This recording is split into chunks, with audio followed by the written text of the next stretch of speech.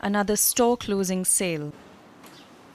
Akshay Dev is winding up operations at the dollar store he's run for 10 years. He says it's no easy task. So full, and having to empty the store in 60 days is a very, very tough challenge. High costs have forced Dev to close a business he once thought was recession-proof. It's probably cheaper for me to close this shop and go and find a job. You really can't get anything for $1. Things have become expensive. The cost of living has gone up. Inflation is out of hand. What do you do?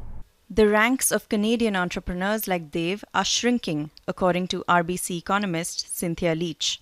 It's really hard to be a business owner right now. We have high rents, high inflation, supplier costs are high, wages.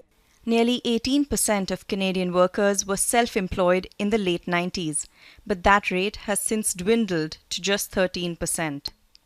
And the pandemic has made things worse. We're starting to see cracks in the economic outlook from the bank's monetary policy tightening, and so consumer demand is fading. So in short, it's a very difficult time right now, in particular, to open a small business. The area of self-employment that's worst hit are entrepreneurs who hire employees.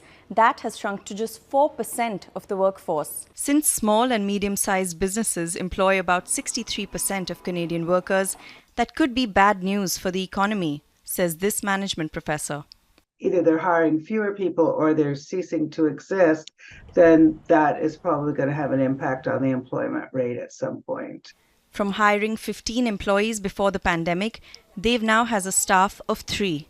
In November, they will need to find new jobs. It's been extremely stressful for me and my family. Nivrita Ganguly, Global News, Toronto.